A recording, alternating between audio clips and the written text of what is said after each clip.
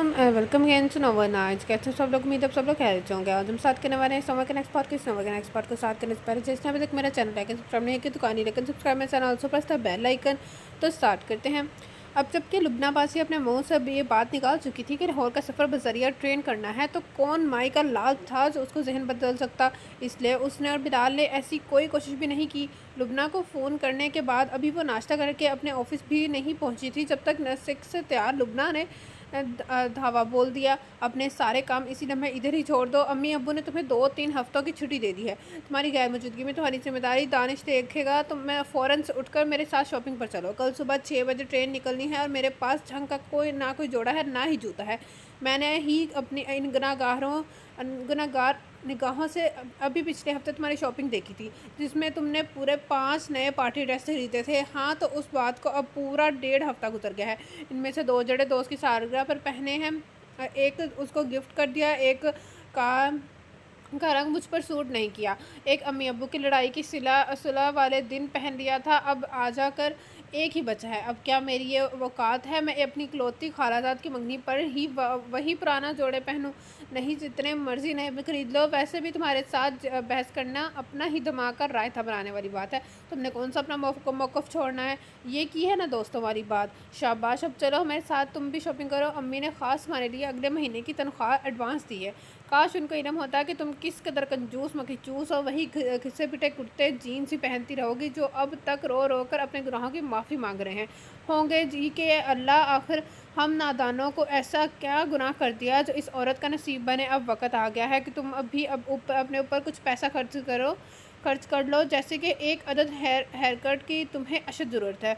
Plucking के साथ साथ इतनी रफ़ होती स्किन का भी कोई इलाज बनता है। सच्ची बात है, तुमसे ज़्यादा तो वो दानिश अपनी स्किन का ख्याल रखता है। अभी परसों माली से इजाज़त लेकर एलोवेरा की 2-4 शाखें तोड़कर घर लेकर गया है अपने चेहरे और बालों में लगाने के लिए। हाँ, तो जहान इंसान है, उसका भी अच्छा लगने को जी चाहता है। उसकी बात को एक दफ़ा फिर लुबना की उसी पर उलट दिया। ये चीज़ बिल्कुल यही चीज़ मैं तुम्हारे अंदर भी देखना चाहती हूँ। तुम बड़ा मेरा वक्त ज़ाया कर रही हो। और मैं याद करवा दूँ, मंगनी मेरे लिए नहीं मलिहा मेरी नहीं मलिहा की है, इसलिए आज का दिन जाकर डट कर काम करो। कल वैसे ही हमने सफ़र में होना है। एक बात तो बताओ, लुबना ने की संजीदगी से पूछने पर वो पूरी तरह से तो जैसे पूरी पूछो, कभी अपने आदम बेजारी की वजह से शर्म भी आई है या नहीं? ये कैसा फजूल सवाल है। तुम्हें आखिर कहाँ से एक आदम बेजार लगती हूँ? मैं काला चोला डालकर जंगलों में तो नहीं बसी हुई हूँ। तुम्हारे सामने इसी दुनिया में रहकर वही मामलात ज़िंदगी निभाती हूँ। हाँ, मैं तुम्हारे फजूल खर्च नहीं हूँ। बिला वजह बनाओ सिंगार करने की वजह की कोई वजह मेरे पास है ही नहीं। नहीं, खैर ये तो ना कहो। वजह तो माशाल्लाह बहुत बड़ी और हैंडसम है, जिसे तुम खुद ही नज़रअंदाज किए फिर रही हो। और लुबना की बात पर उसके चेहरे पर से सारी नरमी जाती रही। अब तुम जाओ, मुझे कुछ ज़रूरी पेपर देखने हैं। रात को शॉपिंग पर चलेंगे या शाम को, मगर अभी मुझे बहुत काम है। हमेशा ऐसे ही करती है, फिर भी तुम कौन सा सबक ले लेती हो जो जिक्र का मुझे पसंद नहीं। कितनी दफ़ा कहूँ मेरे सामने उसका हवाला भी इस्तेमाल ना किया करो। मुझे एक एक करके सारी बातें याद आ जाती है और मेरा दिल करता है ख़ुद को ख़त्म कर लूँ। मैं यहाँ शौक़ से नहीं आई, फ़कत उसी एक रिश्ते को भुलाने के लिए आई हूँ जो तुम वक्तन फ़वक्तन मुझे याद करवा के मुझे बददिल करती रहती हो। अच्छा बाबा सॉरी, चलो तुम अपना काम करो, शाम को कोई बहाना मत बना लेना और लेकर बैठ जाना।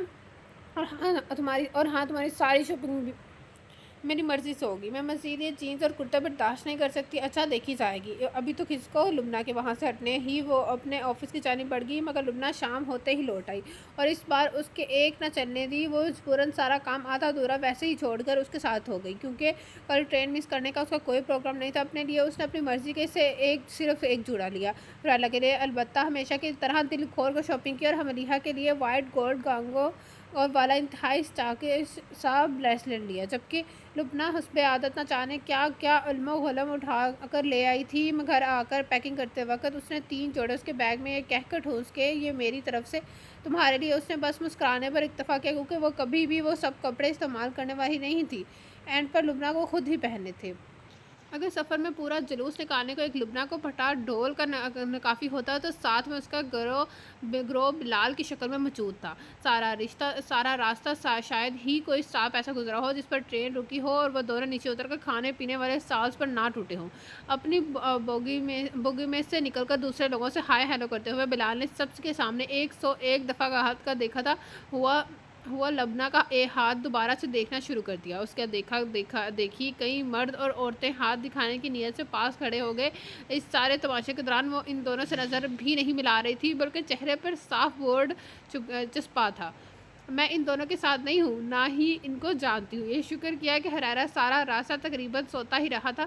کچھ بلال کا حلیہ ہی بھی ایسا تھا، اس اسرار شاہ کی طرح لمبے لمبے بال، بڑی ہوئی داڑھی، بھٹی سی جینس کے اوپر سفید کرتا، انگلیوں میں کئی سچے نگوں والی انگوٹھیاں۔ بھولے لوگ اس کو کوئی پہچانا ہوا بابا ہی سمجھنے لگتے ہیں۔ عمر میں وہ لبنی سے چھوٹا تھا مگر اپنے قد و قامت کی وجہ سے بڑا لگتا، حالانکہ لبنہ بھی کوئی نازک بدن حسینہ نہیں تھی۔ اگر ایک ہاتھ رکھ کر مارتی تو اگلے کو نانی یاد آنا لازمی بات تھی۔ اللہ اللہ کر کے گاڑی لاہور اسٹیشن پر رکی۔ تینوں کے پاس ٹوٹل 4 بیگ تھے۔ کراچی اسٹیشن پر تو کار سے ٹرین تک ان لوگوں نے اپنا سامان خود اٹھا کر رکھا تھا، جبکہ اسی وقت ایسی نوبت ہی نہیں آئی تھی۔ بلال سے متاثر ہونے والے لڑکوں نے بہوشی سامان سروں پر اٹھایا اور بلال کے ساتھ جلوس کی شکل میں چل دیے۔ لبنہ ہریرہ کی طرح آنکھیں پھاڑ کر ارد گرد کا جائزہ لینے میں مصروف تھی، جبکہ وہ خود خون کے گھونٹ پی رہی تھی۔ اب نہ جانے لبنہ کی خالہ یعنی خدیجہ آنٹی کا ڈرائیور ان کو لینے کے لیے موجود بھی تھا یا بھول گئے ہوں گے۔ ہریرہ آج پہلی دفعہ اپنے گھر جا رہا تھا۔ اس سے پہلے ملیحہ اپنے امی ابو کے ہمراہ آ کر ایک دفعہ 2 دفعہ اس سے مل چکی تھی۔ جب تک وہ دلیلوں کے زیر اثر لبنہ کے ہمراہی میں ہریرہ کو گود میں اٹھائے اسٹیشن سے باہر آئے۔ بلال گاڑی پہنچان لینے کے بعد سامان رکھوا چکا تھا، ان کے رہنے کو کوئی نوکر نہیں آیا تھا۔ سامنے موجود جو آدمی بلال سے بغل گھیر ہو رہا تھا، اس پر نظر پڑتے ہی وہ پھٹی آنکھوں سے اسے دیکھتی رہ گئی۔ کان میں خدیجہ آنٹی کے الفاظ اس کو اپنا مذاق اڑاتے ہوئے محسوس ہوئے، جنہوں نے کہا تھا جس کی وجہ سے تم نہیں آنا چاہتی ہو وہ جاپان گیا ہوا ہے، مگر اس کے ساتھ جھوٹ بولا گیا تھا۔ دوسری جانب وہ بھی اس کو دیکھ چکا تھا، وہ اس کے چہرے پر چونکنے کے اثرات نوٹ کر گئی تھی، اور یہ اس کی زندگی کا پہلا موقع تھا جب اس نے میثم طلال کو غور سے دیکھا تھا، یا پھر یہ کہنے کے بہتر ہوگا کہ پہلی بار یوں براہ راست دیکھا تھا۔ اس وقت اس نے گہرے براؤن رنگ کا شلوار سوٹ پہنا ہوا تھا جس کے کف فولڈ کیے ہوئے تھے، پیروں میں لیدر کے کالے سینڈل موجود تھے۔ وہ کتنی دیر آنکھیں جھپکائے بغیر اس کو دیکھتا رہ گیا، جو اپنے یہاں آنے کے فیصلے پر سرے سے بچتا رہی تھی۔ وہ اگلے 100 سال بھی اس شخص کو سامنا نہیں کرنا چاہتی تھی، مگر اس وقت وہ اس سے چند قدم کے فاصلے پر آنکھوں میں بے یقینی لیے کھڑا تھا۔ بے یقینی کی جگہ دکھ نے لے لی اور پھر غصے نے ہر جذبے کو چھپا دیا۔ دھیرے دھیرے قدم اٹھاتا وہ عین اس کے سامنے آ کر رکا۔ اس وقت میثم کا سارا فوکس ہریرہ پر تھا، جیسے محسوس کر کے ہریرہ کی ماں کی گرفت ہریرہ پر اور بھی مضبوط ہو گئی۔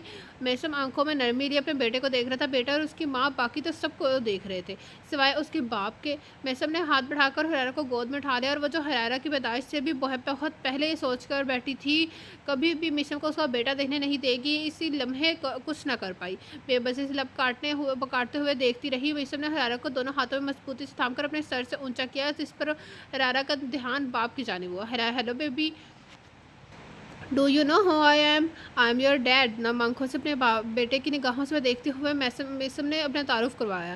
دوسری جانب 4 ماہ کا ہریرہ آنکھیں بند کر کے اپنی جان لیوا انداز میں مسکرا اٹھا۔ باہیں نیچے کر کے میثم نے ہریرہ کے ماتھے پر دھیرے سے لب رکھے، جو اس کے ناک میں انگلی ڈال کر آپریشن کرنے کے موڈ میں لگ رہا تھا۔ میثم نے اس کا ہاتھ نہیں روکا بلکہ مسکراتی نظر سے اس کو دیکھتا رہا۔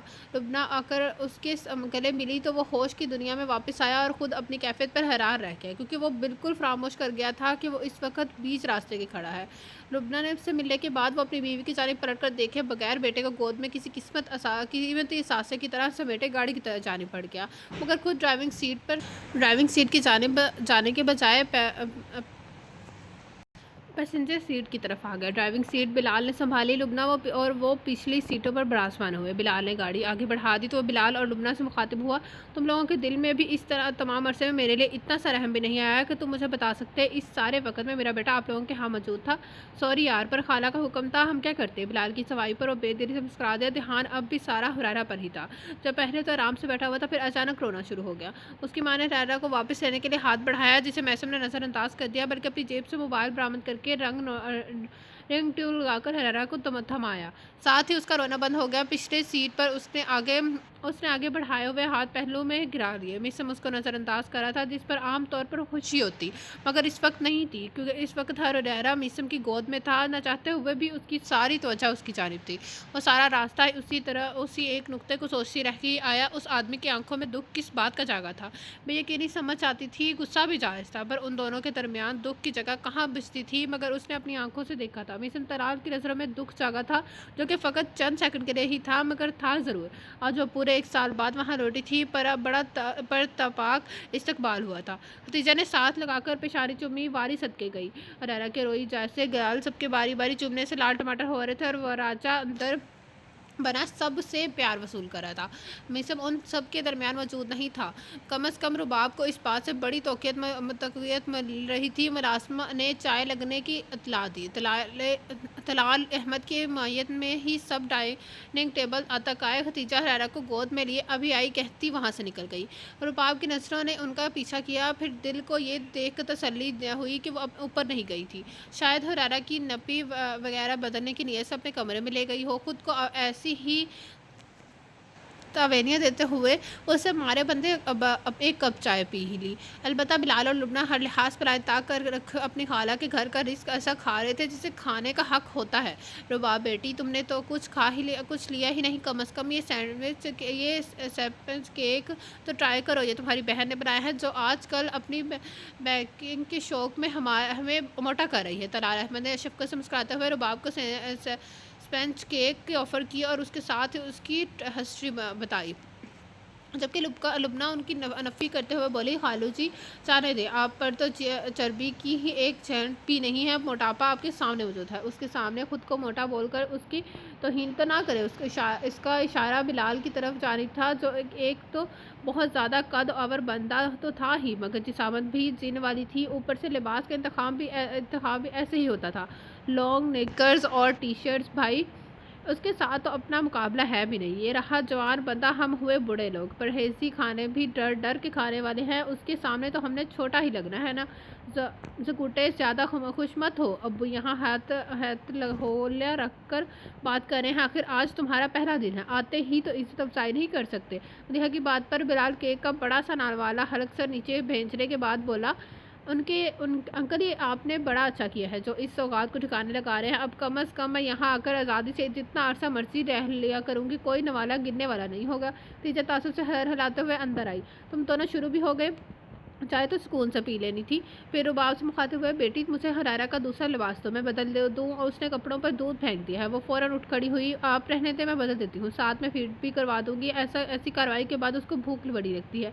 अच्छा जाओ, फिर एंड पर कोने वाले कमरे में बेड पर लटा कर आई हूँ, जाकर उसे देख लो। वो तेज़ी से आगे बढ़ आई, क्योंकि अब हरारा उठने की कोशिश में अपनी जगह पर लेटा ही घूमता फिरता था, इसलिए बेड से गिरने को खतरा रहता था। मुलाज़िमा को सामान में से हरारा के बैग की निशानी बताकर बैग लाने का कहा और ख़ुद उस कमरे की जानिब आ गई।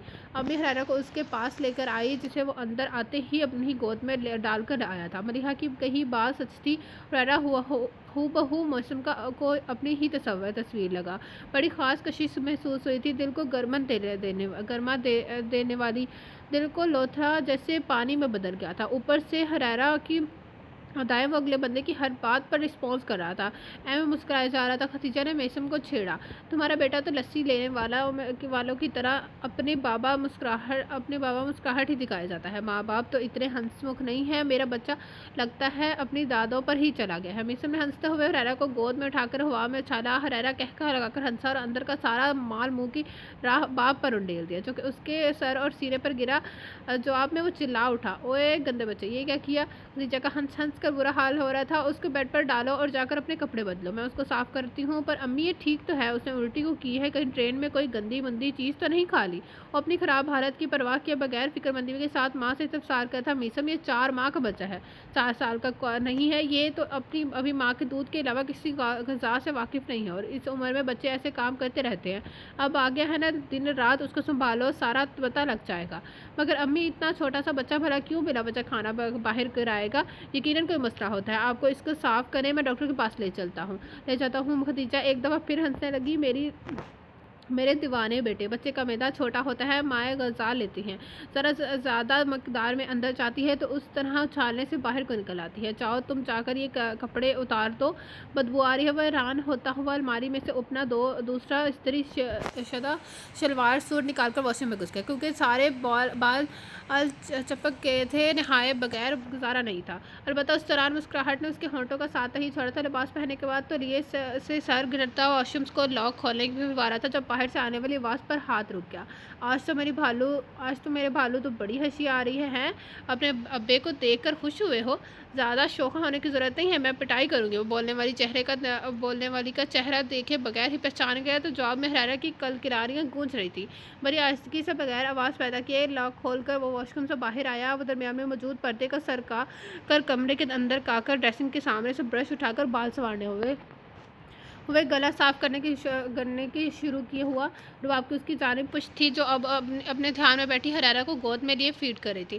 اپنے پیچھے میسم کی آواز سن کر ساکت سی ہو گئی۔ میرا ایک جی چاہ رہا ہے تمہارے سینے کی گرمی میں محفوظ بیٹھے اپنے بیٹے کو تم سے الگ کر دوں، تمہیں اس گھر سے اور اس کی زندگی سے ہمیشہ کے لیے دفع کر دوں۔ یہ چاہت میرے دل کے اسی حصے کی ہے جس سے اب تم سے نفرت سی ہو گئی ہے، جو تمہاری شکل دیکھنے کا بھی کوئی روادار نہیں ہے۔ رباب کو اپنے دل کی دھڑکن کم پٹیوں میں دھڑکتی محسوس ہوئی۔ وہ اس کے ساتھ آمنا سامنا اس طرح سے تو نہیں چاہتی تھی۔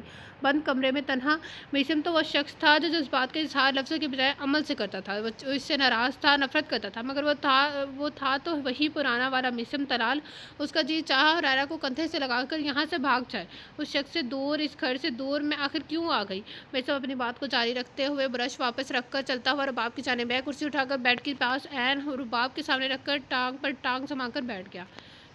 نظریں رباب کے چہرے پر گری ہوئی تھیں جو پیرٹ اور گرین کنٹراسٹ کا سوٹ پہنے ہوئے تھی، جس پر آتشی کے ایک شیڈ سے پائپنگ کی ہوئی تھی۔ سامنے گلے پر آتشی ہی بڑا سا پھول بنا ہوا تھا۔ دوپٹہ 3 رنگوں کا تھا، لرز میں کٹے سلکی بال چہرے کے دونوں جانب ہالے کی صورت میں گرے ہوئے تھے۔ وہ دل میں اتر جانے کی حد تک خوبصورت لگی تھی۔ وہ تو پہلے ہی اگلے کے دل میں گھر بنا چکی تھی۔ اس صورت میں سامنے آنے والی حالت کو خود ہی اندر اندازہ لگا لے، جبکہ وہ نگاہیں میں جھکائے بیٹھی پچھتا رہی تھی۔ وہ بولا، اور میرا دل کا ایک حصہ کہہ رہا ہے میں تمہارے سامنے بیٹھ کر ایک دفعہ غور سے تمہارا ہر نقش پڑھوں۔ آیا ماں بن کر تمہارے حسن میں اور کتنا اضافہ ہوا؟ جانتی ہو یہ میرا دل کے کس حصے کی خواہش ہے؟ یہ میرے دل کا وہ والا حصہ جس نے تمہیں پانے کے لیے پہلے لمحے سے ہی تم سے محبت کی تھی، جس محبت کی منہ پر تم نے وہ تماچا مارا ہے جسے دیکھ کر میں یہی کہوں گا، کوئی خودکشی تو کر لے پر محبت نہ کرے۔ وہ جانتی تھی کہ حرارہ کا پیٹ ابھی نہیں بھرا ہوگا، مگر وہ سو گیا تھا۔ اس نے اس کو ہلا کر متوجہ کرنے کی بجائے دوپٹے کے نیچے سے ہی کھینچ کر اپنا دامن سیدھا کیا اور کانپتے ہاتھوں سے حرارہ کو بیڈ کے درمیان میں لٹایا، پائنگ پر رکھا کمبل اس پر ڈالا اور جلدی سے دروازے کی جانب بڑھتے ہوئے ایک جھٹک سے گرک گئی۔ اس کی کلائی میسم کی گرفت میں تھی اور وہ پھنکارتے ہوئے بولا، کب تک مجھ سے بھاگنا ہے؟ آخر ایک نہ ایک دن تمہیں میری روبرو ہو کر میرے سوالوں کو جواب دینے ہی پڑے گی۔ قدرت نے اگر آج یہ کا موقع فراہم کر ہی دیا تو مجھے تم سے میرے سوال کا ہر سوال کا جواب دے۔ یہ گرفت اتنی مضبوط تھی، رباب کو اپنی جلد اس کی انگلیاں گھستی ہوئی محسوس ہو رہی تھی۔ اس کی جانب دیکھنے کا مجھے مکمل طور پر اجتناب کرتے ہوئے رباب نے اپنے دوسرے ہاتھ کی مدد سے اپنا حوالہ چھڑوانا چاہا، مگر میسم نے اس کا وہ ہاتھ دوسرے ہاتھ میں لے کر دونوں بازوؤں اس کی پشت کی جانب موڑ کر تھام لیا۔ اب رباب کا چہرہ میسم کے سینے سے مس ہو رہا تھا اور میسم کے بازوؤں کے گھیرے میں سر جھکائے کھڑی آنسو پینے کی کوششوں میں تھی، اور وہ کہہ رہا تھا، میں نے کہیں پر ایک پنجابی کا شعر پڑھا تھا، سنو گی پلیز؟ مجھے چھوڑ دیں۔ شاعر کہتا ہے، لکھ باویں ہار شنگار کریں، پائے نخرے ناز ہزار کریں، جس نوں پر تم اپنانا سمجھا او جہ سہاگن ہوئی نہیں، او حضرِ سہاگن ہوئی نہیں۔ تم نے ایک دن بھی میرے لیے ہر سنگار نہیں کیا، تم نے کبھی بھی مجھے ادائیں دکھا کر میرا دل لبھانے کی کوشش نہیں کی، اور میں نے پھر بھی تم سے محبت کی، تمہیں اپنی ذات کا حصہ بنایا۔ تم نے کیا سمجھا تھا؟ ایک ڈے ڈرامر ناکام سا لڑکا جو شوہر بننے کی خوشی میں اندھا ہوا ہے، اپنے ازدواجی حقوق حصول کر رہا ہے، معاملے کی سنگینی سے واقف ہی نہیں ہے۔ میسم پلیز مجھے جانے دیں۔ ایک ادب آنسو پلکوں کی باڑ توڑ کر بہہ گیا۔ وہ پھر بھی ہمت کرتے ہوئے احتجاج کر رہی تھی، گاڈ ڈیم اٹ، میں تمہاری ہر تکلیف سے واقف تھا، کیونکہ مجھ پر وہی کچھ بیتا تھا جو کچھ تم نے سہا۔ اس دفعہ وہ چیخ اٹھی، آپ واقف نہیں تھے، آپ کو میری تکلیف کا اندازہ نہیں تھا، نہ ہی آپ پر وہ سب بیتا تھا جو میں نے سہا ہے۔ نہ آپ کے ماں باپ چھوٹے ہیں، نہ آپ کے کردار پر کیچڑ اچھالا گیا، نہ آپ کی جگہ ہنسائی ہوئی، نہ کس رشتے کو کھونا پڑا، نہ میرے ساتھ یہ سب کچھ ہوا، اور جس کی وجہ سے ہوا وہ چاہتا ہے میں ہر بات بھول کر اس کے ساتھ ایک شاندار قسم کی ازدواجی زندگی گزاروں۔ آپ محبت کی بات کرتے ہیں، اپنے دوستوں کی دعوتیں یوں وصول کرتے کرتے رہیں جیسے یہ شادی دلی خواہش کی بنا پر ہوئی ہو۔ آپ کو مجھ سے نفرت کرنی چاہیے تھی، جس کے سامنے مجھے برا بھلا کہنا چاہیے تھا، سب کو سچ سے واقف کرانا چاہیے تھا تاکہ لوگوں کو علم ہوتا یہ نکاح آپ کی پٹی پر بندوق تان کروایا گیا ہے، زبردستی مجھے آپ کی بیوی بنوایا گیا ہے۔ تو ہو سکتا ہے میرے جلتے دل پر کچھ ٹھنڈی چھینتے پڑتی، میرے کردار پر لگے داغ کا کچھ حصہ تو کم ہوتا۔ وہ خود عزیزی کو دھیرے سے مسکرایا، اس کے بازوں پر گرفت ڈھیلی کر دی، مگر کمر میں ہاتھ ڈال کر اپنے اوپر رباب کے درمیان کا فاصلہ مکمل کو ختم کر دیا۔ رباب جان گئی تھی وہ جتنا احتجاج کرے گی وہ اتنا ہی ضد میں آئے گا، اس لیے دھیمی پڑ گئی۔ کیا تم نے اس نکتے پر غور کیا؟ آج تم وہ پہلی والی سرد مہر کو موش رباب بالکل نہیں ہو۔ آج تم میرے ہر عمل پر رد عمل دکھا رہی ہو۔ جس لڑکی کو آج میں نے ٹرین اسٹیشن پر گود میں بچے اٹھائے دیکھا تھا، وہ کوئی اپنی زندگی سے تائی دکھی سی بے بسی لڑکی تو نہیں ہے، وہ تو بڑی برا اعتماد خوشی اور مطمئن لڑکی ہے۔ کبھی دو پل کو سوچا کہ ایسا کیوں ہے؟ سوچا ہے میری خوشی کی وجہ میرا حرارہ ہے، اس نے مجھے مکمل کر دیا، دل پر ابھرے سارے گھڑے گھنڈے پر کر دیا۔ میں ماضی کو سوچ کر غمزدہ ہوتی بھی ہوں تو جب نظر اس کے چہرے پہ پڑتی ہے مجھے دیکھ کر مسکرا رہا ہوتا ہے، جواب میں مجھے ہر غم بھول جاتا ہے۔ مجھے لگتا ہے اس کے پاس ہوتے ہوئے بھی اگر میں ماضی میں گم رہوں گی تو یہ بہت بڑی ناشکری ہوگی۔ اس دفعہ وہ جواب میں کتنے دیر بول تک نہ سکا، رباب کی کمر سے اپنا بازو ہٹا لیا، وہ شاید اسی انتظار میں تھی، فوراً اس کے اور اپنے درمیان کا فاصلہ پیدا کرتے ہوئے دور ہو کر کھڑی ہوگی۔ وہ اپنی پہلی والی نشست پہ بیٹھتے ہوئے گویا ہوا، جس دن تم اور میں جی ٹی روڈ پر چلتے ہوئے آ رہے تھے، کیا تمہیں وہ دن یاد ہے؟ میرا منہ سوجا ہوا تھا، ایک آنکھ بالکل بھی نہیں کھل رہی تھی، میری پسلیوں میں اتنا درد تھا کہ ایک قدم اٹھانا بھی تکلیف کا باعث بن رہا تھا۔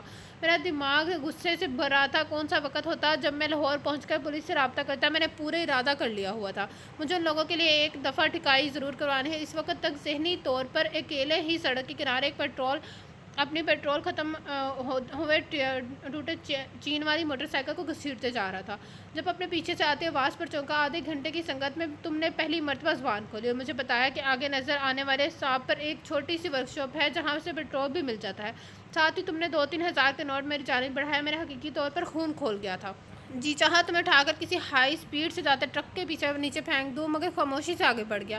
2-4 دکانوں میں سے ایک واقعی ورکشاپ تھی، انہوں نے موٹر سائیکل کا جائزہ لیا اور ٹھیک کرنے کی حامی بھر لی۔ البتہ وہ آدمی میری حالت دیکھ کر مشکوک ہو رہا تھا۔ میں نے ایکسیڈنٹ کی فرضی کہانی سنا کر فوراً فون کرنے کی سہولت کا پوچھا، جس پر اس نے اپنا موبائل نکال کر میری جانب بڑھا دیا۔ فیصل کو کون کرے ادھر آنے کا کہہ کر جب میں تھوڑا سکون سے بیٹھا تب میری نظر تم پر پڑی، اسٹاپ سے ہٹ کر درختوں کے جھنڈ میں بیٹھی تم آنسو بہا رہی تھی، تمہاری وہ توجہ میری جانب بالکل میں نہیں تھی۔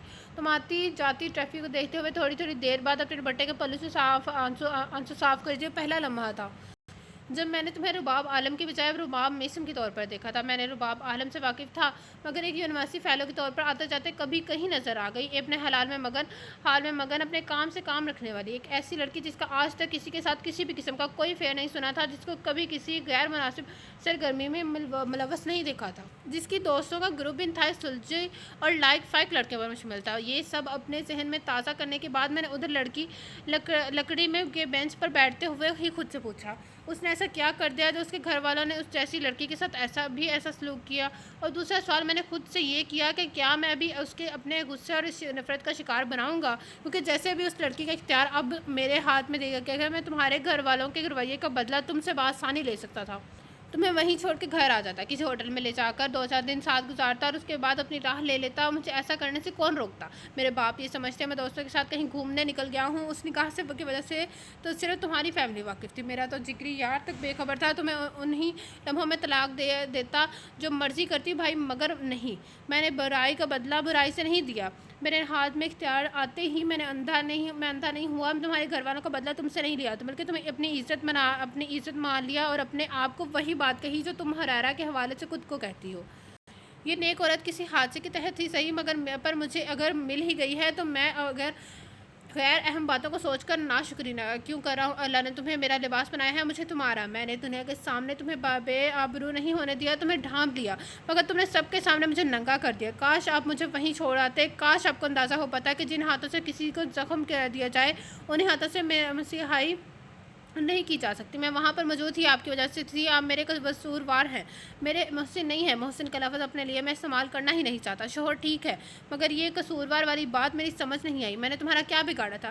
سیریسلی آپ میرے ساتھ یہ انجان بنے کہ گیم کھیلنے والے ہیں؟ میں کوئی گیم نہیں کھیل رہا. تم سے سادہ الفاظ میں اپنا قصور بتانے کا کہا ہوں. آپ میرے پیچھے کیوں آئے تھے؟ میں آپ کی کیا لگتی تھی؟ کس ناطے سے میرے گھر والوں سے آ کر میری خیرت جانے کا شوق چڑھا تھا؟ میں اپنے ماں باپ کے ساتھ تھی، وہ لوگ میرے سے ناراض تھے، مگر سب وقتی تھا. میرے چچی کی جانب سے اتنا بڑا ایشو بنایا گیا، اس نے اپنے بیٹے کے ساتھ میری منگنی ختم کر دی. مگر ایک دفعہ ابو کا غصہ اتر جاتا، سب ٹھیک ہو جانا تھا.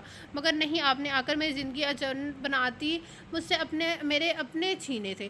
اوہ ایک منٹ ذرا اپنی یہ تقریر بند کرو. میں نے تم سے تمہارے اپنے چھینے نہیں، کیا تمہاری مت ہی ماری گئی ہے؟ میرے پاس ثبوت موجود ہے. آپ نے خود میرے کزن کو بولا تھا اور باپ کو بوائے فرینڈ ہے. بڑے دنوں سے اس نے میرے ساتھ رابطہ نہیں کیا ہے. ہم لوگوں نے جینے مرنے کی ساتھ قسمیں کھائی ہوئی ہیں. اس لیے اس کی خبریں لینے آیا ہوں. اس کی خبر لینا ہے. وہ جو اپنی جگہ سے اٹھ کر کمرے میں ادھر سے ادھر چکر کاٹتے ہوئے اپنے غصے پر قابو کرنے کی کوشش کر رہا تھا. یہ الفاظ سن کر تھم گیا. آپ کو اس کی آنکھوں سے شعلے نکلتے ہوئے محسوس ہوئے. اس کے لب سختی سے ایک دوسرے میں پیوست تھے. ماتھے کی رگ تھرک رہی تھی. سفید بے شکل لباس میں اس کی سفیدی مائل سا سانولی رنگت میں اس وقت گلابیاں کھلی ہوئی تھیں. سرباب کے دل میں گواہی دی، بلا شبہ یہ مرد دنیا کے خوبصورت مردوں میں سے ایک ہے. پر وہ اس کو یہ بات کہہ نہیں سکی تھی. وہ اس کی آنکھوں میں نظر پیوست کیے بولا، ہاں یہ الفاظ میرے ہی ہیں. میں نے یہ سب کہا تھا، مگر اس وقت اہم بات یہ نہیں ہے. اہم بات یہ ہے کہ تمہارے لیے قابل بھروسہ شخص میں نہیں ہوں، جس نے تب بھی تمہارا ساتھ دیا تھا جب میں تمہارا نامحرم تھا. بلکہ تمہارے لیے قابل اعتبار وہ گھٹیا اور بےغیرت شخص ہے جس نے سارا ڈرامہ کیا. یہ بات تم نے مجھے تب کیوں نہیں بتائی جب میرے ساتھ آ رہی تھی، تاکہ میں تمہیں واپس ہمارے کزن کے پاس چھوڑ کر آتا، تاکہ اس سارے کھیل میں سارے نقصان میرے حصے میں نہ آتا. کم از کم میں اس تعلق کو اس مقام تک نہ لے جاتا جہاں سے بچہ دنیا میں ہے. آپ ہریرا کے لیے ایسے الفاظ استعمال نہ کریں، نہ ہی اس کو درمیان میں لائیں. یہ صرف میرا بیٹا ہے. کیا واقعی یہ صرف تمہارا بیٹا ہے؟ یہ تمہارا نہیں ہے، صرف اور صرف میرا خون ہے. میں مخلص تھا، میرے جذبے پاک تھے. صرف میں نے تمہیں سچی دل سے اپنایا تھا. تم تو اپنے دل میں اتنی ساری گمانیاں اور نفرت چھپائے ہوئے تھی. امی سے یہی کہا تھا نا تم نے کہ تمہیں اگر میرے ساتھ رہنے پر مجبور کیا گیا تو تم اپنے ساتھ اپنے اس بچے کو بھی ختم کر دو گی. بیڈ کی بائنی پر گرنے کے انداز میں بیٹھتے ہوئے وہ زاروں کی تار ہو رہی تھی. آپ میرے ساتھ ایسا نہیں کر سکتے. ہاں تم مجھے جیتے جی مار دو، میں تمہیں تمہاری غلطیوں پہ بھی نہ گنواؤں. آپ جو مرضی کہہ لیں، میرا فیصلہ آج بھی وہی ہے. میں لوگوں کو باتیں کرنے کا موقع نہیں دے سکتی. میں کبھی برداشت نہیں کر سکتی لوگ کہیں ایک مرد کے لیے ماں باپ کو چھوڑ دیا. پہلی بات تو یہ ایسا صرف وہ بولے گا جو عقل کا اندھا ہو، ورنہ تمہارے والدین بھی جانتے ہیں شادی صرف ان کی مرضی سے ہوئی ہے. اور دوسرا، ذرا ایک پل کو اس نگاہ سے اب بھی سوچ لینا کہ لوگ یہ نہیں کہیں گے پہلے اس آدمی کے لیے ماں باپ کو چھوڑا، اب نہ جانے اور کون ہے جس کے لیے اس کو بھی چھوڑ گئی. اپنے بچے تک کا خیال نہیں کیا. آنسو اس کی نگاہوں میں ٹھہر کر رک گئے. اس نے نظر اٹھا کر غصے سے مسم کو گھورا. آپ کی جرت بھی کیسے ہوئی میرے بارے میں ایسے کہنے کی؟ میری جرت کی بات مت کرو، بلکہ میری ہمت کو داد دو. پورے ایک سال تم میرے گھر سے غائب رہی، مجھے بتائے بغیر، میری مرضی کے بغیر گئی تھی. میں تمہارے دروازے پر بندہ کوئی کتا نہیں تھا.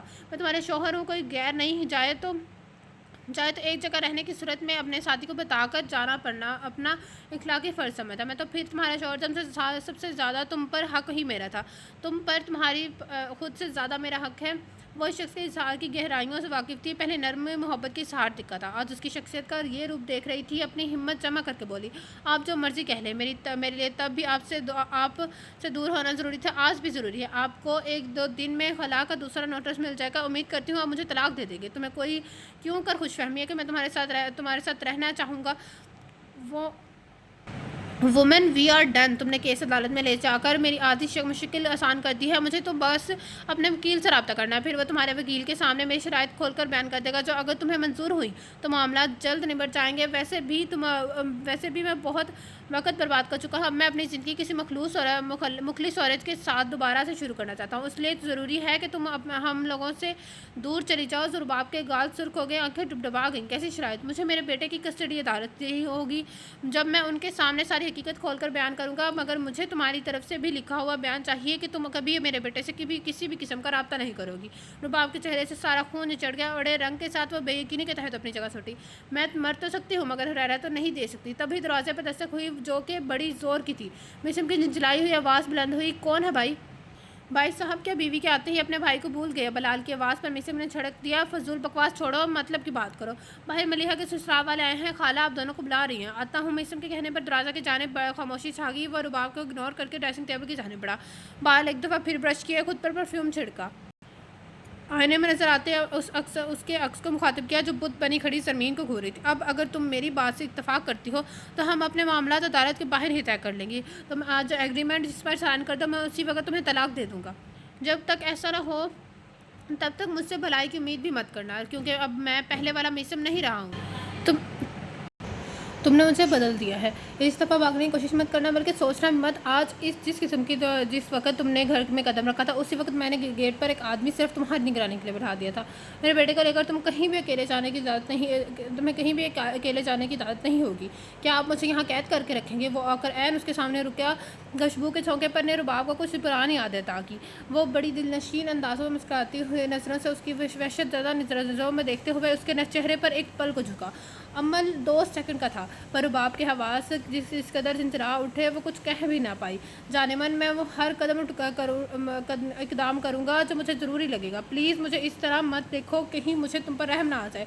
मुस्कुरा रहा था, बड़ी जानदार मुस्कुराहट। रुबाब के लब हिल भी नहीं सके। दरवाजे के हैंडल पर हाथ रखकर एक पल को रुका, फिर से देखते हुए बोला, और हाँ बहुत बहुत शुक्रिया ये इतना प्यारा बेटा देने के लिए। बड़ी बात है, ये भी अपने बाप की तरह ही जी भर कर हैंडसम है। बाप की शक्ल देखकर उसको हंसी तो आई, मगर बड़ी खूबसूरती से छुपा गया। वेलकम बैक कहकर अपने पीछे अपना दरवाज़ा बंद करता हुआ वहाँ से चला गया। रुबाब कितनी देर ख्याली दिमाग के साथ वहीं खड़ी रह गई। एक ज़ख्म ताज़ा हो गया था। तकलीफ़ इस कदर थी, सांस लेना भी दुश्वार लगा था। कितनी देर कुछ जाने के बाद उसने नज़र मोड़कर अपनी जान को देखा। दोनों बाजू और ऊपर कर मोड़े मुठ्ठियाँ भींचे पुरसकून सोया हुआ था। अगर आगे बढ़कर उसको खामोश में भरकर कितनी देर उसका मुँह चूमती और रोती रही। तो मेरे हर दर्द की दवा हो हरारा, मुझसे अलग मत होना। मुझे सबने छोड़ दिया, तुम मत छोड़ना। माँ की याद आई तो हिचकी बन गई। बाप का चेहरा आंखों के सामने आया तो शिकवा सिसकी बनकर ज़ुबान से निकला, आपने अपने रुबाब को जाना ही नहीं। आपने भी मुझे लोगों की नज़र से ही देखा। क्यों? अब आकर देखें, मेरे बच्चे मुझसे छीना जा रहा है। मैं उसको किसी के हवाले नहीं करूँगी, मैं खुद को ही ख़त्म कर दूँगी। दो वो फाइन आर्ट्स की सूरत थी। उसको रंगों से हमेशा से इश्क था, मगर पेंटिंग के बजाय उसका रुझान फोटोग्राफी की जानिब था। कुछ इसका ताल्लुक मैदानी इलाके से जहाँ हर तरफ हरियाली का राज था। मौसम का सीज़न उसको बहुत अजीज़ था। जब बारिशें सैलाब का बायस बनती ही थी, मगर जो कुदरती मंजर देखने को मिलते वो अपना जवाब आप थे। घर में उससे छोटा सिर्फ एक ही भाई था, जो उम्र में 1 साल ही उससे छोटा था, इसलिए बाजियों वाला रोब डालने का मौका कभी ना मिल सका। अम्मी से वो लाड उठवाती ना थकती थी, पर अब्बू की तबीयत ऐसी रोबदार थी, कभी ना खुद ही उन्होंने औलाद के साथ फ्री होकर बातचीत की, ना औलाद को ऐसी इजाज़त थी। और जब घर से बाहर होते तो दोनों बहन भाई ने शरारतें करके अम्मी के नाक में दम किया होता, मगर जूँ ही अब्बू घर में कदम रखते हर तरफ खामोशी छा जाती। दोनों ही इतने तहज़्ज़ुब याफ्ता नज़र आते कि उनको देख कर कोई ये यकीन न कर पाता कि वही बच्चे हैं जो अभी कुछ देर कबल एक दूसरे को मुक्के और घूंसे नवाज रहे थे। जूँ अब्दुल्ला बड़ा हुआ, वली वगैरह में अब्बू के साथ आने जाने लगा। वो तो अब्बू से थोड़ी बहुत दोस्ती बना ही गया था, मगर ये खुशकिस्मती रुबाब के नसीब में नहीं हुई। कॉलेज के बाद यूनिवर्सिटी तक ने दाखिले के लिए वो अब्बू तक सारे पैगाम अम्मी के ज़रिए ही पहुंचाती। यहाँ भी अब्दुल्ला अब्बू का इस लिहाज से फेवरेट हो गया कि उसका साइंस पे दिलचस्पी थी और साइंस अब्बू का फेवरेट मजमून था। बल्कि उनका राय के मुताबिक जिसने साइंस नहीं पढ़ी उसने अपनी ज़िंदगी तो गुजार ली, मगर पढ़ा कुछ नहीं। और बाप को साइंस से खास चिड़ थी। फ़ाइन आर्ट्स का नाम सुनते ही अब्बू ने इंतहाई बुरा मुँह बनाया, मगर अम्मी की हिम्मत जिन्होंने किसी भी तरह सही मगर बाप को इजाज़त दिलवा ही दी, वो बड़ी खुश थी।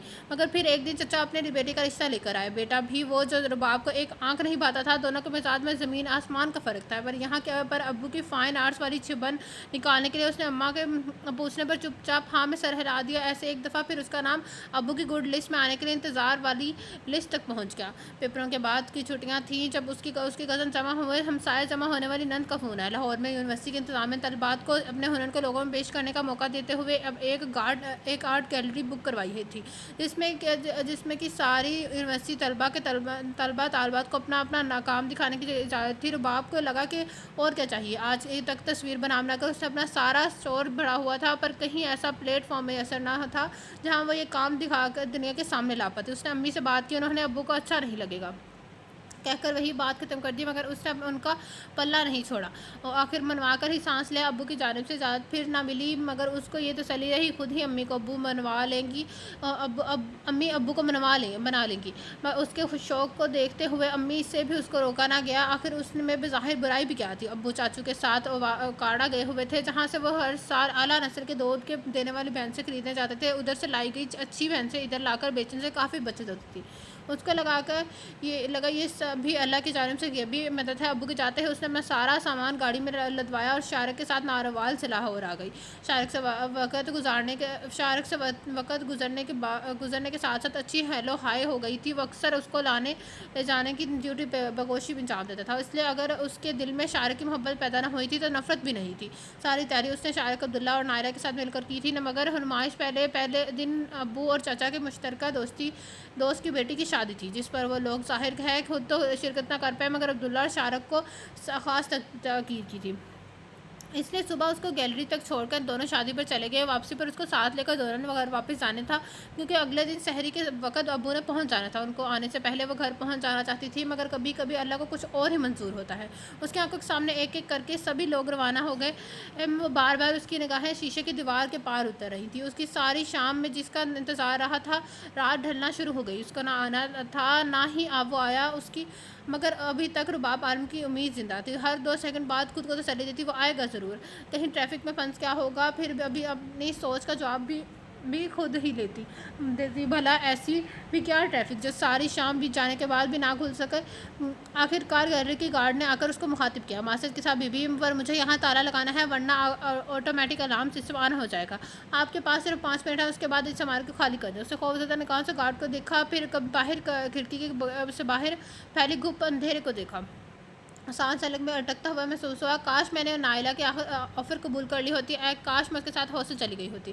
آنکھوں میں بھر آنے والی نمی کو نظر انداز کرتے ہوئے اس نے گارڈ کو پوچھا، کیا یہاں کوئی فون کی سروس موجود ہے؟ اصل میں میرے فون کی بیٹری ختم ہونے پر فون بند ہو گیا۔ وضاحت دینے کے بعد اپنی غلطی کا احساس ہوا۔ بھلا اس آدمی کو یہ بتانے کی کیا ضرورت تھی؟ پر سامنے والے کے الفاظ نے تھوڑا حوصلہ دیا۔ یہ بہن یہاں پر فون کدھر ہونا ہے؟ بھائی دوسرے بازار میں پی سی ہوم پر رات کے 11:30 بجے تو وہ بند بھی ہو گئے ہوں گے، پر پھر بھی آپ بتا کر سکتی ہیں، ہو سکتا ہے کوئی کھلا ہوا ہو۔ رباب نے اس بات میں سر ہلایا، میز پر رکھا اینڈ اپنا ہینڈ بیگ اٹھایا، ساتھ ہی وہ تصویر میں جو اس نے آج خریدی تھی، اور مرے ہوئے قدموں سے باہر آ گئی۔ دروازہ کھول کر باہر آتے ہی پنجاب کی ٹھنڈی ہواؤں نے پرشوق استقبال کیا۔ بے اختیار اپنی چادر کو کانوں پر اور مضبوطی سے اوڑھے ہوئے ایک نظر اطراف پر ڈالی۔ پارکنگ بالکل خالی پڑی تھی، جہاں شام میں اس نے گاڑیوں کی بھیڑ اپنی گناہ گار آنکھوں سے دیکھی تھی۔ رات کے وقت اکیلی اپنے کمرے سے نکل کر باہر والے باتھ روم تک نہ جانے والی رباب عالم اس وقت رات کے آخری پہر اکیلی اتنی انجانی جگہ پر موجود تھی۔ اس خیال کے آتے ہی آنسو امڑ آئے۔ چوکیدار بھی نہ جانے پچھلے راستے وہاں سے نکل گیا تھا، کیونکہ گیلری کے ساتھ بتیاں گل ہو گئی تھیں، پر چوکیدار باہر نہیں آیا تھا۔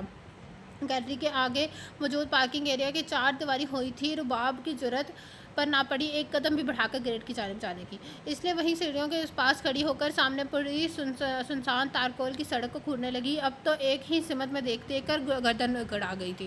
خشک ہونٹوں میں پر زبان سے تری بکھیرتے ہوئے اسے آنسو صاف کیے، دل میں دعائیں مانگ رہی تھی، یا اللہ کوئی آ جائے کسی طرح سے، یا بھائی کو بھیج دے، یا شارق کو پیچھے کا آخری پیس چبا کر حلق سے نیچے پھینکتے ہوئے اس نے کولے کا گلاس منہ کو لگایا، ہٹایا۔ تب جب سارا ختم ہو گیا، خالی گلاس میز پر رکھتے ہوئے ہی وہ اپنے دوست کی ملامت کرتی نظروں کو نظر انداز کرتا اٹھ کھڑا ہوا۔ اچھا بھائی میں تو چلا، اپنے شاندار ڈنر کا شکریہ۔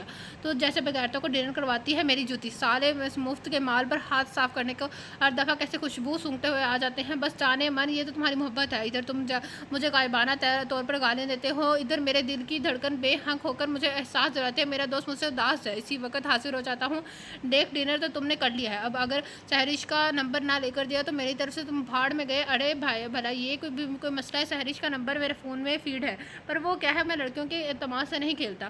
تم جیسے آوارہ بدچلن کو ایک شریف لڑکی کا نمبر دینے کا سوچنا ہی دنیا کو عظیم ترین گناہ ہے، جا کے نمبر دینا۔ فیصل منہ کھولے آنکھیں پھاڑ کر اس کی شکل دیکھنے لگا۔ جب تک فیصل کو یہ سمجھ آئی کہ اس کا ذکری یار اس کو بول کر گیا ہے، تب تک میثم صاحب اپنی موٹر سائیکل کو کک مار کر اپنے گھر کی جانب روانہ ہو چکے تھے۔ گلی سے نکل کر سڑک پر جاتا ہوا یوں ہی بلا ارادہ وہ اس کی نظر گلیری کی خارجی دروازے کی جانب اٹھی، پھر ٹھٹک کر رکی۔ اسٹریٹ لائٹ کی روشنی پر اس کو شبہ سا ہوا جس کے دروازے کے پاس سیڑھیوں پر کوئی موجود ہے، پر اس نے موٹر سائیکل روک کر تصدیق نہیں کی، بلکہ سڑک پر آتے ہی موڑ کر کاٹا اور سپیڈ بڑھا کر وہاں سے نکل گیا۔ یہ تو کوئی 2 بلاک آگے آنے تک کا ذہن کے پردے پر کھینچی گئی تصویر مزید نکل کر سامنے آئی تو بے اختیار پاؤں کا بریک پر دبایا۔ ایک دم بڑھنے سے اس کا سفر درمیان میں ہی رک گیا۔ سڑک سے موٹر سائیکل کو کچے میں اتارا، موڑ کاٹتے ہوئے واپسی کو آ گیا۔ سرخ رنگ کے آنچل نے واپس مڑنے پر مجبور کر کیا تھا۔ گیٹ کے باہر ہی موٹر سائیکل روک کر چھوٹی چھوٹی دیوار کے اوپر سے اندر آتے میں جھانکا، شک کی تصدیق ہو گئی۔ سیڑھیوں پر نسوانی وجود ہی موجود تھا۔ ماتھے پر الجھن کی تیوری لیے موٹر سائیکل کو اسٹینڈ کرتے ہوئے نیچے اتر کر اندر آ گیا۔ عین سر پر کھڑے ہو کر حیرانی سے پوچھا، خاتون آپ آدھی رات کو اکیلی ادھر کیوں بیٹھی ہیں؟ اس رباب نے گھٹنوں پر سے سر اٹھایا، آنسو صاف کیا، جبکہ وہ مزید حیران آواز میں بولا، مس رباب عالم، وہ اگر اس کو بڑی اچھی طرح نہیں پر نام اس کے کام کی حد تک ضرور جانتا تھا، اور آج گیلری میں وہ اپنی یونیورسٹی کے جن طالبہ علموں کے کام کی نمائش دیکھنے آیا تھا وہ ان میں سے ایک تھی۔ رباب اپنی جگہ کھڑی ہوئی۔ وہ میثم کو ذاتی طور پر بالکل نہیں جانتی، مگر یونیورسٹی میں اس کو کئی دفعہ دیکھ چکی تھی۔ وہ خود آرٹ پڑھ رہی تھی، مگر میثم بزنس ڈپارٹمنٹ کا اسٹوڈنٹ تھا۔ اس کے اندازے کے مطابق وہ اپنی ڈگری لینے کے آخری سال میں تھا، جبکہ رباب کے ابھی 2 سال اور باقی تھے۔ مگر اس وقت اپنا ایک شناسا چہرہ سامنے دیکھ کر اس کو کچھ تسلی ضرور ہوئی تھی۔ میرے گھر سے کوئی لینے نہیں آیا ہے، میرے فون کی بیٹری ختم ہے، یہاں کہیں فون بوتھ بھی موجود نہیں ہے۔ مس رباب یہ شو رات 9 بجے کا ختم ہو چکا ہے اور اس وقت 11:15 ہو رہے ہیں۔ اس تمام وقت میں تم یہاں سے کوئی رکشہ وغیرہ لے کر گھر کیوں نہیں گئی؟ کیونکہ میرا گھر نارووال میں ہے، وہاں تک کبھی بھی میں اکیلی نہیں گئی ہوں، ہمیشہ کوئی نہ کوئی لینے آتا ہے۔ میثم کو شدید حیرت تھی، کوئی اس قدر غیر ذمہ دار بھی ہو سکتا ہے کہ جس قدر اس لڑکی کے گھر والے غیر ذمہ دار بھی دیکھے گئے ہیں۔ تم ہر روز نارووال سے آتی ہو؟ نہیں، میں ادھر ہاسٹل میں رہتی ہوں، مگر آج کل چھٹی پر ہوں، خاص آج کے شو کے لیے 1 ہفتہ پہلے آئی تھی۔ آج واپس آنا تھا، مگر نہ جانے کیوں کوئی لینے نہیں آیا۔ کیا آپ کے فون سے اپنے گھر کر کے بتا سکتے ہیں؟ میثم کو خواہ مخواہ کی شرمندگی نے گھیرا، افسوس سے کہنا پڑ رہا ہے مس رباب، مگر اس وقت میرے پاس فون نہیں ہے۔ رباب کی آنکھیں بے یقینی مایوسی سے پھیل گئی۔ آج کل ہر لڑکی کے پاس فون ہوتا ہے، آپ کے پاس کیوں نہیں ہے؟ وہ نہ جانے کس سے سکی، مگر اس کی آواز میں ہلکا سا غصہ تھا۔ Hello miss Rabab, first of all کون سے ماں باپ ہیں جن کو یہ یاد ہی نہیں رہا کہ ان کی جوان بیٹی اکیلی رات کو ایسے ویران جگہ پر تنہا بیٹھی ان کا انتظار کر رہی ہوگی؟ میری امی ابو کا قصور نہیں ہے، مجھے لینے آنے کی ذمہ داری میرے بھائی اور کزن کی تھی۔ منگیتر کہتے کہتے بیان بدل گئی۔ سامنے والے نے محسوس کیا یا نہیں بس بولا، اب تم یہاں بیٹھ کر مزید انتظار کرنا چاہتی ہو یا میری مدد چاہیے؟ اب بھلا میری کیا مدد کر سکتے ہیں؟ اگر لاہور میں کوئی رشتہ دار ہے تو ان کے گھر چھوڑ آتا ہوں، وہاں سے اپنے گھر والوں سے رابطہ کر لینا۔ یہاں میرے کسی رشتے دار کی رہائش نہیں ہے، البتہ میرے کزن کی خالہ گلبرگ میں ہوتی ہیں، پر وہاں میں ایسے نہیں جا سکتی، نہ جانے مجھے ایک غیر لڑکے کے ساتھ دیکھ کر وہ کیا سوچے۔ اگر آپ کو برا نہ لگے تو مہربانی کر کے مجھے میری کزن کے ہاسٹل تک چھوڑ دیں، میرا نہیں خیال ہاسٹل والے تمہیں اندر جانے دیں گے، خاص کر لڑکے کے ہاسٹلس کے کچھ اصول ہوتے ہیں۔ دیکھیے میرے پاس اس وقت یہی ایک راہ ہے، آپ وہاں تک پہنچا دیں، اگر آگے میری کزن کو کوئی نہ کوئی حل نکال لے گی۔ میثم نے کندھے چکائے اور آنے کو کہہ کر آگے بڑھ گیا، موٹر سائیکل موڑ کر۔ جب تک مطلوبہ سمت کی جانب کی رباب باہر آ گئی، پر امید نظر ابھی بھی راستے کی جانب تھی۔ بیٹھو بھی، رباب کس دل سے اس لڑکے کے پیچھے بیٹھی تھی اس کا اللہ خوب جانتا تھا، پھر بھی حفظ مقدم کے طور پر اس نے خریدی ہوئی پینٹنگ کا فریم ابھی اور میثم کے درمیان رکھا، پھر خود بیٹھی، اپنی چادر کا پلو اچھی طرح لپیٹا اور لیٹ کر گود میں رکھنے کے بعد سیٹ کو نیچے سے زور سے پکڑ لیا۔ آج شاید دونوں سواروں کے ستارے گردش میں تھے، ابھی وہاں سے ایک سڑک کراس کر کے آگے بڑھے تھے جب پولیس پیٹرول نے روک لیا۔ رباب کی تو اوپر کی سانس اوپر نیچے کی نیچے رہ گئی، پہلے ہی چھکے چھوٹے ہوئے تھے، اب تو رہی صحیح کسر بھی پوری ہو گئی، جو کوئی کمی رہ گئی تھی۔ میثم کی تلاشی کے دوران اس کی جیب سے نکلنے والے پاؤڈر کی پڑی نے پوری کر دی۔ پولیس والوں نے تو میثم کی صفائیاں سننے نہ رشوت کی آفر قبول کی، کیونکہ اس وقت دونوں کی پیسے ملا کر صرف 1500 ہی تھے۔ انہوں نے موٹر سائیکل کو اپنے قبضے میں کر کے ان دونوں کو زبردستی پولیس وین میں بٹھا کر رباب کی کھٹی سسکیوں کے ساتھ روتے ہوئے باقاعدہ طور پر کانپ رہی تھی۔ تھوڑی دیر پہلے وہ غصے سے پولیس والوں کے ساتھ بحث کرنے کی کوشش میں تھی، مگر اب بے بسی سے فقط رونے پر ہی زور چل رہا تھا، جبکہ اس کے سامنے والی سیٹ پر میثم سر ہاتھوں میں تھامے ابھی تک بے یقینی سے بیٹھا تھا۔ خود کو کوس بھی رہا تھا، کیوں میں سڑک سے آنے کے بجائے گلیوں میں سے ہوتا ہوا گیا۔ اب نہ تو اپنی جیب میں فون تھا، نہ پولیس والوں نے فون کرنے کی اجازت دی تھی، بس ان دونوں کو کوائف لے لیے تھے۔ میثم نے اپنے والد کا نمبر لکھوا دیا جواب کو، تو یہ سوچ کر ہی دل ڈوب رہا تھا کس منہ سے ابو کا سامنا کرے گی، اور وہ یہ خبر تو سن کر اپنی بیٹی کو تھانے میں ہے نہ جانے کیا کر دیں گے۔ اس نے اپنے بھائی کا نمبر دیا جس کو نہ جانے اس وقت سے کتنی دفعہ دل میں برا بھلا کہہ چکی تھی، جو ہر وقت اس وقت پر اس سے لینے آ گیا تھا تو یہ سب نہ ہوتا۔ پلیز ان کو بولے میرے کانوں کے ٹاپس اور یہ بینڈٹ بھی رکھ لیں، مگر مجھے جانے دیں مسٹر باب، تمہارے سامنے میں نے ان کو بنانے کے لیے کتنی منتیں کی نہیں کی، اب کیا پیر پر جاؤں تمہارے گھر والا کی لاپرواہی کی بینٹ میری آج کی رات بھی چڑھ گئی، ساتھ میں ایک لڑکی کو آدھی رات میں لے کر گھومنے کا الزام مفت میں لگ گیا ہے۔ اب بس صبر کرو، میرے بابا کو فون جانے کی دیر، وہ یہاں ہوں گے، میرے سب ٹھیک ہو جائے گا، پھر سب ٹھیک ہو جائے گا۔ باب نے کال لاتے دل سے پوچھا کیا واقعی اب کبھی سب کچھ ٹھیک ہوگا؟ جواب فوراً اسے آ گیا تھا، اب شاید کبھی بھی کچھ ٹھیک نہیں ہوگا۔ گاڑی صدر تھانے کے سامنے رکی تو رباب نے آنکھیں میچ لیں، کئی موتی ٹوٹ کر گر گئے۔ وہ جس خاندان کی عورتوں نے کبھی دن کی روشنی میں تھانے کے چہروں کی شکل نہیں دیکھی تھی، اس گھر کی بیٹی ایک اجنبی مرد کی میت میں ایک آدھی رات کو تھانے لے آئی گئی تھی، اور بے قصور ہوتے ہوئے بھی مجرموں کی طرح ایک سنگی بینچ پر اکڑ کر بیٹھی یہی دعا کرتی رہی، یا اللہ اس رات کا دن نہ نکلے کہ مجھے رات کی سیاہی ختم ہونے سے پہلے اٹھا لیں۔ بعض اوقات انسان کی آزمائش ہوتی ہے یا سزا، دعائیں مستجاب نہیں ہوتی ہیں، شاید سنبھال کر رکھ دی جاتی ہے کسی اور وقت کے لیے۔ رباب عالم کو تو اس آج ضرورت تھی، اس نے ساری رات روتے دعائیں کرتے گزاری۔ دن نکلنے سے پہلے یہ لیڈی اور کانسٹیبل نے آ کر اپنی حیرت آواز میں اس کو متوجہ کیا، چلو لڑکی تمہارے گھر والے آ گئے ہیں، مگر باپ کی ٹانگیں اس کا وزن اٹھانے سے انکار کر دی۔ کون آیا ہوگا؟ ابو جی، یا اللہ باہر ابو نہ ہوں، یا اللہ ان کا سامنا کروانے سے پہلے یہ سانس کھینچ لیں، میں ان کا سامنا نہیں کر سکتی، میں کسی کا بھی سامنا نہیں کر سکتی، مجھے خود اپنے آپ سے شرم آ رہی ہے۔ اٹھو بھائی، باہر تمہارے باپ کی نوکر نہیں ہے، باہر تمہارے باپ کے نوکر نہیں ہیں جو دن چڑھنے تک انتظار کر رہے ہیں۔ رنگ رلیاں منانے سے پہلے کیوں نہیں سوچتی؟ جب یار کے ساتھ پکڑی جاتی ہو تب تمہیں خاندان اور بےعزتی یاد آ جاتی ہے۔ ہم روز ادھر یہی ڈرامہ دیکھتے ہیں، اب جلدی آؤ جلدی۔ وہ مزید اس عورت کو ایک الفاظ نہیں سننا چاہتی تھی، اس لیے ہمت کر کے اس نے پیچھے چل پڑی اور دوپٹے کے پلو سے چہرہ چھپایا ہوا تھا، ہاتھ کام کر رہے تھے۔ تانے کا سارا احاطہ پار کر لیا، کوئی شناسا چہرہ نظر نہ آیا۔ ابھی بیرونی گیٹ سے باہر نہیں نکلی تھی جب میثم ایک گاڑی سے نکل کر تیز قدم اٹھاتا اس کی جانب آیا۔ تم ٹھیک ہو؟ ایم سوری، میرے لیے یا میرے والد کے کہنے پر انہوں نے غور نہیں کیا، میرے ابو تو اسی وقت 1 گھنٹے بعد آ گئے تھے۔ اس کی آواز تو سن رہی تھی مگر کوئی بھی لفظ سمجھ نہ آ رہا تھا، کیونکہ اس کی پتھرائی ہوئی نظریں ہونڈا سیوک کی کھڑکی سے نظر آتے ہوئے پورے ابو کے چہرے پر تھی۔ وہ لڑکھڑا گئی کیونکہ اس کو دیکھتے ہی ابو نے نظر دوسری جانب پھیر لی تھی۔ ڈرائیونگ سیٹ کا دروازہ کھول کر چاچو باہر نکلے اور اس کے لیے پیچھے دروازہ کیا۔ وہ نہ جانے کیسے چلتے ہوئے وہاں تک پہنچی تھی، کیونکہ دماغ کی سلیٹ بالکل صاف ہو گئی تھی، آنکھیں بھر آئی تھیں، نظریں زمین میں گری ہوئی تھی۔ لیڈی کانسٹیبل نے چاچو سے کچھ کہتے ہوئے پیچھے گیٹ کے پاس کھڑے میثم کی جانب اشارہ کیا، جس پر انہوں نے گردن موڑ کر ایک چٹتی نظر اس پر ڈالے، گاڑی میں بیٹھ کر گاڑی آگے بڑھا دی۔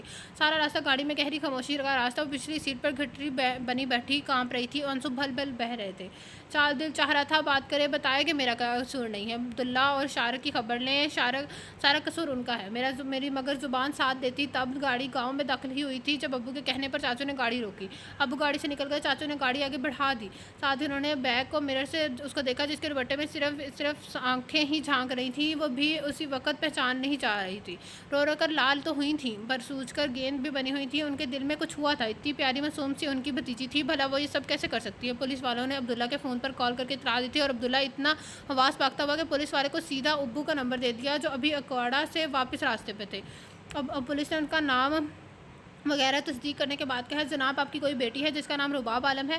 ابو جی بھر کر حیران ہوئے، بیٹی کو وہ گھر پر صحیح سلامت چھوڑ کر آئے تھے، اس کو کیا ہو گیا جو یہ پولیس ان سے رابطہ کرے؟ مگر اگری خبر سن کر ایسا لگا جیسے پورا کا پورا آسمان ان کے سر پر گیا۔ جناب آپ کی بیٹی لاہور کے گنجان آباد علاقے سے ایک لڑکے کے ساتھ موٹر سائیکل پر جاتے ہوئے پکڑی گئی ہے، ان دونوں کے پاس یہ نشہ آور چیزیں بھی برآمد ہوئی ہیں، آپ اگر انسپکٹر صاحب سے ابھی ہی مل لیں، ورنہ صبح ہو گئی تو اچھی بات نہیں ہوگی۔ نام کے وغیرہ سے آپ کوئی ذمہ دار آدمی معلوم ہو رہے ہیں، رہتے بھی گاؤں میں ہیں، وہاں تو ایسی باتوں کو حد سے زیادہ سمجھا جاتا ہے۔ دن کی روشنی میں کسی نے آپ کی بیٹی کو حوالات سے نکلتے دیکھا، خواہ آپ کا جینا محال ہو جائے گا۔ آپ وہ اس کے درمیان ہی ٹوک کر سختی سے بولے، کس تھانے میں آنا ہے؟ بس جی صدر تھانے میں جناب اور کچھ خرچہ پانی بھی لیتے آئیے گا، کام جلد اور آسانی سے ہو جائے گا۔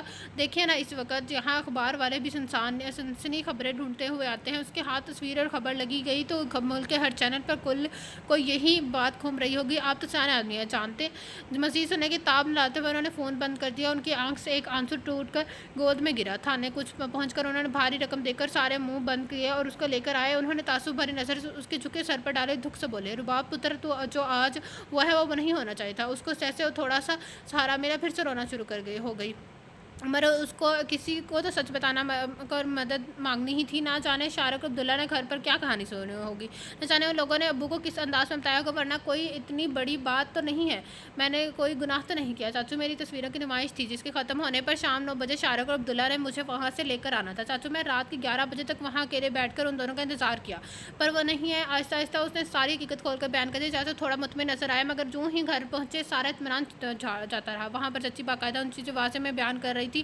باپ کی امی نے رو رو کر اپنا حشر کیا ہوا تھا۔ چچا تو جاتے ہی شارق اور عبداللہ پر ٹوٹ پڑے، ان کو چھڑی سے مارتے ہوئے گالیاں دیں۔ اپنی بیوی کی عادت سے بخوبی واقف تھے، جس کے علم میں وہ بات آ گئی تھی تو اس کا مطلب تھا سارے خاندان کو اب تک فون ہو چکے ہوں گے۔ اسی بات کا غصہ انہوں نے شارق اور عبداللہ پر اتارا، مگر چچی نے چچا کا ہاتھ درمیان میں روک لیا اور آنکھوں میں چیلنج لے کر ان کے سامنے ڈٹ گئی۔ اپنی بھتیجی کو مارا جو نہ جانے کس کے ساتھ منہ کالا کرتی پکڑی گئی۔ ہماری بھی تو بیٹیاں کالجوں میں پڑھتی ہیں، آج تک سنی کوئی ان کی بات؟ اس لڑکی کے ہمیشہ سے ہی سارے شوق نرالے ہیں، کبھی کیمرے اٹھا کر تصویریں کے بہانے گاؤں کی گلیوں میں گھوم رہے تھے، کبھی برستی بارش میں کیمرہ اٹھا کر گھر سے نکل جاتی ہے۔ آج کیا آ گیا سارا کچھ کھل کر سامنے۔ اچھا ہوا میرے بیٹے کی زندگی تباہ ہونے سے پہلے اس کی کرتوت سے کھل گئی، وہ شروع ہوئی تو نہ جانے کیا کیا بولتی چلی گئی۔ رباب کا کل رات کا تھکا ہوا دماغ اور بھوکا پیاسا وجود مزید برداشت نہ کر سکا۔ آنکھوں کے سامنے اندھیرا آیا اور وہ وہیں ماربل کی سیڑھیوں پر ٹھہر گئی۔ گرنے کی وجہ سے پہلی سیڑھی کا کونا اس کے ماتھے پر لگا، جس سے خون کی دھار بہنے لگی۔ چچی نے ایک نظر دیکھا اور حقارت سے بولی، چلو نبیلہ بہن تیاری کر رکھو، کیا پتہ تم نانی بننے والی ہو۔ ان کی اس بات پر چچا کا ہاتھ اٹھا اور ان کے چہرے پر نشان چھوڑ گیا، مگر جس کے لیے سب چاہ رہا تھا وہ اس وقت ہر تکلیف سے منہ موڑ کر سیڑھیوں پر اوندھے منہ پڑی ہوئی تھی۔ تو یہ تھا آج کے ناول کا پارٹ 10۔ کیسا لگا آپ سب کا ناول کمنٹ باکس میں ضرور بتائے گا۔ جس سے ابھی تک میرے چینل لائک سبسکرائب نہیں کیا تو کہانی لائک سبسکرائب میرے چینل سے بیل آئکن آپ لوگوں سے ملاقات ہوگی کل اس ناول کے نیکسٹ پارٹ کے ساتھ۔ اللہ حافظ۔